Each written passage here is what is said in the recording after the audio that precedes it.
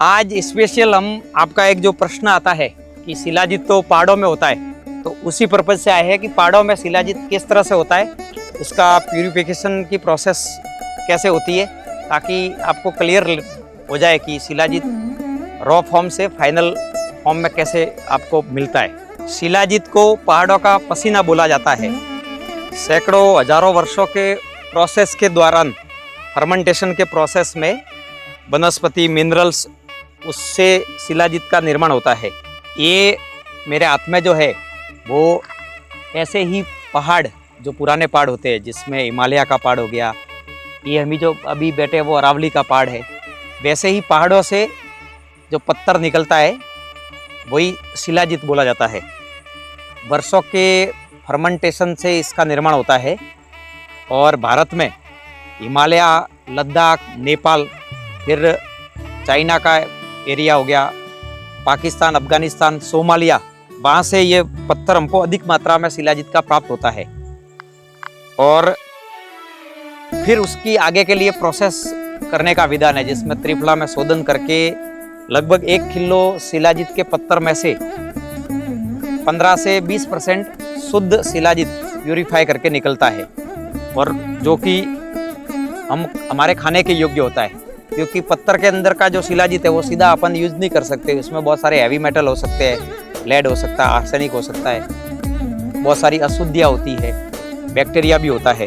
तो स्पेशली बहुत सारे लोगों के ये प्रश्न कि शिलाजित आखिर पत्थर से आता है तो उसका क्या प्रोसेस है। तो ऐसे ही पहाड़ों में, वैसे हिंदुस्तान के हर पुराने पहाड़ हमारे क्षेत्र में भी होता है, लेकिन वो लिमिटेड होता है, कम मात्रा में होता है, और उसको बंदर खा जाते हैं, इसलिए मिलता कम है। पर कुछ जो पुराने पहाड़ है, हिमालय का हो गया, अफगानिस्तान का हो गया, पाकिस्तान का हो गया, सोमालिया का हो गया, वहाँ ये खानों के रूप में पूरी खान की खान है पहाड़ की, वहाँ से हमको प्राप्त होता है। आगे हम इसका शोधन कैसे करते हैं और शिलाजित का एक्सट्रैक्शन कैसे करते हैं वो आपको बताएंगे। शिलाजित का पत्थर, आयुर्वेद में इसकी पहचान के बारे में ये बोला गया है कि ये 4 वर्ण में, काला, ताम्रवर्ण, स्वर्ण वर्ण और चांदी के कलर से मिलता जुलता हो सकता है, और गौमूत्र की अंदर से खुशबू आनी चाहिए, तो उस शिलाजित को शुद्ध शिलाजित मानते हैं। साथ में विज्ञान की दृष्टि से देखें तो जो लैब में टेस्ट होते हैं उसमें से इसके अंदर एक एंटीऑक्सीडेंट होता है, फुल्विक एसिड बोलते हैं, वो कम से कम 4% की मात्रा में, और अगर एक दूसरे मेथड से टेस्ट करवाते हैं जिसको बोलते हैं टाइट्रेशन मेथड, उसमें 60 से 70% निकलता है, तो वो बेस्ट शिलाजित माना जाता है। चलिए अभी इसके आगे का शिलाजित शोधन का प्रोसेस आपको बताते हैं। शुद्ध शिलाजित,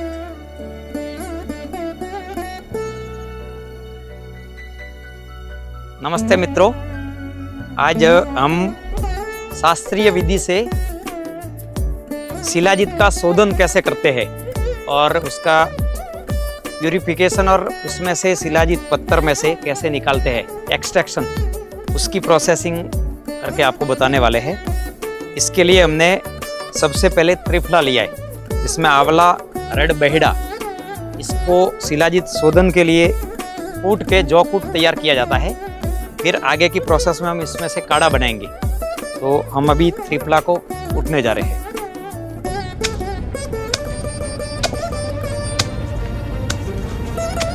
अभी हमने त्रिफला को जव कूट के कर दिया है, जो भी आगे काढ़ा बनने के लिए तैयार होगा, और उधर वो त्रिफला का काढ़ा तैयार हो जाएगा। उससे पहले हम अपने पास में शुद्ध शिलाजित का पत्थर है, जो उसको छोटे छोटे बारीक टुकड़ों में करते हैं।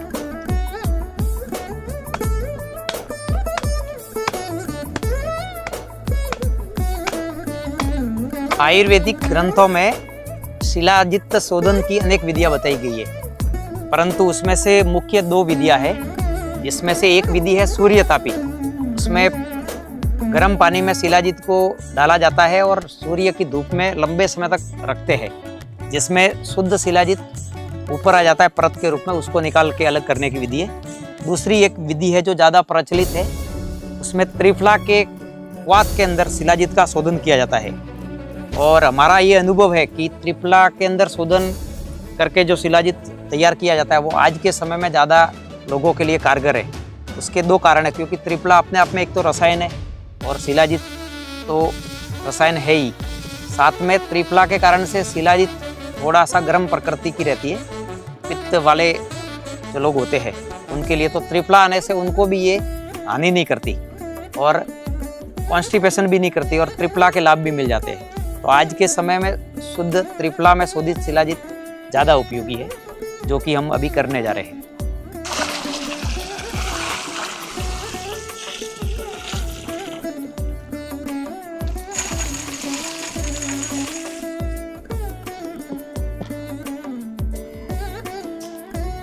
ये शिलाजित शोधन के पहले जो त्रिफला का काढ़ा बनाया जाता है उसके लिए हमने त्रिफला इसमें डाला है। 32 लीटर पानी मंद मंद आंच पे जब करेंगे तो 8 लीटर रहने पर काढ़ा तैयार हो जाएगा, जो कि आगे शिलाजित के शोधन के लिए त्रिफला युक्त काढ़ा ये काम में आने वाला है।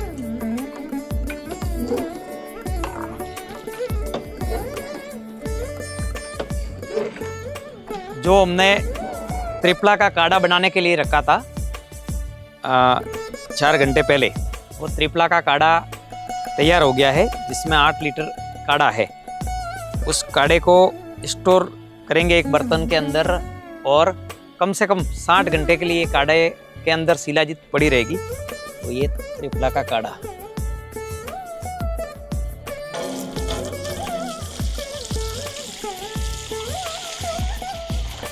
ये जो हमने त्रिफला का काढ़ा तैयार किया है, इसको हमने अच्छे से छान के 8 तह के कपड़े में इसको कॉटन में छान लिया है। और जो ये कूटी हुई शिलाजित पत्थर युक्त है, इसको अभी डालेंगे, जो कि 60 घंटे तक इसमें पड़े पड़े इसमें डिजोल्व होके शिलाजित मेल्ट हो जाएगा। शिलाजित को जो हमने त्रिफला के काढ़े में डाल के रखा था मेल्ट होने के लिए, जो कि 60 घंटे के बाद में पूरा अपना जो एक्सट्रैक्शन है, शिलाजित है जो पत्थर, वो नीचे बैठ जाएंगे और ऊपर त्रिफला के काढ़े के साथ में शिलाजित आ जाता है। उसको अभी 60 घंटे के बाद में 8 तह के कॉटन के कपड़े लेके उसको छानते हैं।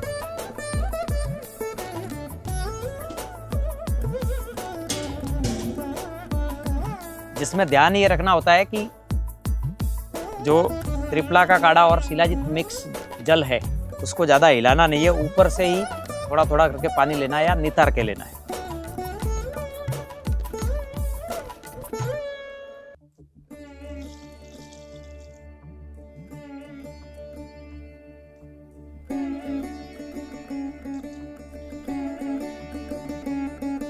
शिलाजित युक्त जो त्रिफला का काढ़ा हमने जिसको छाना था, वो अभी उसका मंदा अग्नि पर पाक करने के लिए अभी शुरू कर दिया है। इसमें शिलाजित भी है और त्रिफला का काढ़ा है, जिसको मंद मंद आंच पे कम से कम 8 से 10 घंटे जब पकाएंगे तो लास्ट में जब शिलाजित का सत शहद से थोड़ा गाढ़ा जैसी स्थिति में आ जाएगा, तब तक इसको पकाने का विधान है। पकाने में ये ध्यान रखना जरूरी होता है कि इसको अधिक अग्नि ना दी जाए। जितना मंद अग्नि पे पकेगी उतना ही उसके अंदर की गुणवत्ता भी अच्छी रहेगी और जो इसके अंदर 80 के लगभग मिनरल्स जो होते हैं, फुल्विक एसिड होता है, एमिनो एसिड होते हैं, वो एज इट इज कंडीशन में उतनी ही मात्रा में बने रहेंगे। शिलाजित है वो लगभग 1 किलो शिलाजित का जो पत्थर आता है उसमें से 20 से 25% यानी कि 200 से 250 ग्राम और कभी कभी 150 ग्राम की मात्रा में शुद्ध शिलाजित निकलता है। अब ये जो शुद्ध शिलाजित का बैच तैयार हुआ है, जो पत्थर था उस पत्थर में से इसका हम लैब में टेस्ट भी करवाते हैं, जिसके 2-3 मेथड होते हैं। और अभी जो हमारी कल ही लैब से टेस्ट होके जो आया है वो भी अभी आपको आगे बताएंगे कि उसमें उसकी गुणवत्ता का क्या माप रहता है।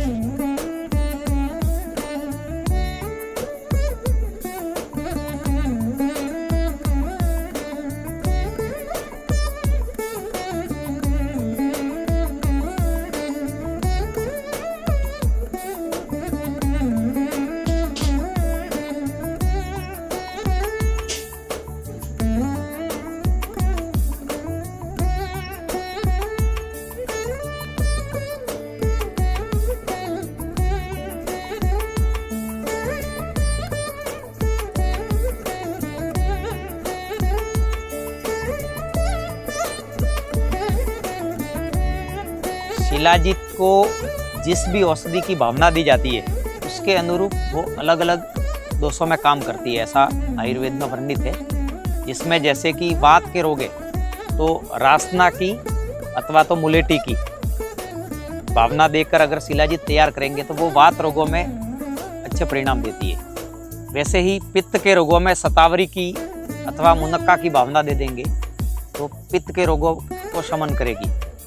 कफ के रोगों में त्रिफला अथवा वाइविडिंग आदि की भावना जब देते हैं तो कफ के रोगों में अच्छे परिणाम देती है। वैसे ही बल वीर्य शक्ति बढ़ानी हो तो अश्वगंधा, गोखरू, सतावर इनके साथ में जब सेवन की जाती है या इनकी भावना दी जाती है तो उसमें ज़्यादा परिणाम देती है। शिलाजीत जब सेवन करते हैं तो कुछ अपत्य भी बताए गए हैं शास्त्र में, उन चीज़ों से उस समय बचना चाहिए। जिसमें जैसे कुल्थी, जो कुल्थी जो दाल होती है, अगर शिलाजीत आप सेवन कर रहे हो तो वो नहीं खाना चाहिए, नहीं तो उसके परिणाम है वो शिलाजीत के नहीं मिलते। इसके अलावा पित्त को बढ़ाने वाला भोजन, विदाई भोजन, लाल मिर्ची हो गई, गरिष्ठ भोजन हो गया, उससे बचना चाहिए। रात्रि जागरण से बचना चाहिए, दिन में अधिक धूप का सेवन करने से बचना चाहिए। तो अपत्य जो करने हैं, जो नहीं करने वाली चीज़ों, उसका ध्यान रख के अगर करेंगे तो और श्रेष्ठ परिणाम मिलते हैं। उसके लिए आप किसी भी आयुर्वेद के वैद्य चिकित्सक से मिलेंगे तो और आपको अच्छे से वो जानकारी मिल जाएगी। खास करके बिल्कुल जिनको सेवन नहीं करना है, ऐसे में जिनकी आंखों में लालिमा रहती है, उष्णता ज़्यादा रहती है, आयुर्वेद की दृष्टि से बोलते पित्त की प्रधानता रहती है, ओवर हीट है, ऐसे व्यक्ति को शिलाजीत सेवन से बचने का विधान बताया हुआ है। AR आयुर्वेदा में हम शिलाजीत का जो प्रोसेस है वो खुद करते हैं, मैनुअली पूरा करते हैं और अच्छे से अच्छे गुणवत्ता का पत्थर लेके त्रिफला में अच्छे से शोधन करते हैं और हर जो पत्थर का एक जो लॉट आता है उसमें से शिलाजीत का एक्सट्रैक्ट करके हर बार लैब में रिपोर्ट करवाते हैं। रिपोर्ट में 2 मेथड से रिपोर्ट होती है, जिसमें एक मेथड जिसको टाइट्रेशन मेथड बोलते हैं। टाइट्रेशन मेथड में फुल्विक एसिड परसेंट अगर 60 से ऊपर है, 70 के आसपास, तो बहुत अच्छा गिना जाता है। और एक दूसरा मेथड और है जो जनरली किया जाता है, उसमें HPLC मेथड बोलते हैं उसको। इसमें अगर 4% तक भी फुल्विक एसिड आता है उस मेथड से तो उच्च गुणवत्ता युक्त शिलाजीत उसको माना जाता है। तो ये हमारी अभी का जो पत्थरों से जो शिलाजीत बनी थी उसकी रिपोर्ट है, तो हमने करवाई हुई है। इसके अंदर 73.65 मिलीग्राम फुल्विक एसिड है। शिलाजीत सेवन के लिए कितनी मात्रा का प्रयोग करना चाहिए, बहुत सारे लोगों के प्रश्न रहते हैं। तो अगर नित्य ऐसे इसको सप्लीमेंट या टॉनिक के रूप में आप प्रयोग कर रहे हो तो उसकी मात्रा एक गेहूं के दाने से लेके और एक मटर के दाने तक सेवन किया जा सकता है।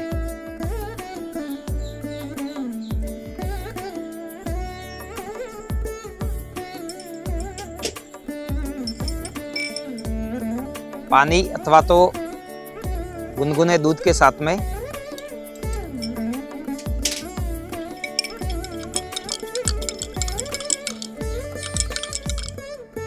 मिलाकर सेवन करने का विधान है।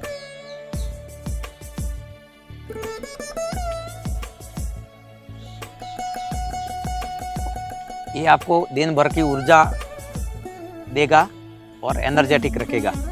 ये जो आज शिलाजीत का पूरा आपको प्रोसेस बताया है, इसका हमारा उद्देश्य ये था कि बहुत सारे लोगों को प्रश्न रहते हैं कि शिलाजीत तो पत्थर में रहता है, ऐसे बॉक्स में इस फॉर्म में कैसे आता है, तो वो क्लैरिटी करनी थी। दूसरा ये दिखाना था कि हम किस तरह से इसको पूरा परंपरागत तरीके से शास्त्रीय विधि से इसको तैयार करते हैं, जिससे इसकी क्वालिटी और प्योरिटी बनी रहे। हम इसको KR आयुर्वेदा के ब्रांड में करते हैं, जो कि राजस्थान के अरावली की पहाड़ी की तलेटी में मेरा 15 एकड़ का फार्म है। उस पर प्राकृतिक रूप से ये सारा चीज़ें प्रोसेस की जाती है, जिसको हम गुणवत्ता और क्वालिटी का पूरा ध्यान रखते हैं। तो हमारा शिलाजीत आपको ट्राई करना है तो आप हमारी वेबसाइट पे जाके भी कर सकते हैं, और क्वालिटी के विषय में आपको देखने की जरूरत नहीं पड़ेगी, उच्च गुणवत्ता युक्त है। आपका पॉजिटिव रिव्यू ही हमको मिलेगा, इतना भरोसा है। हमारे वीडियो को देखने के लिए KR आयुर्वेदा की तरफ से आपको बहुत बहुत धन्यवाद।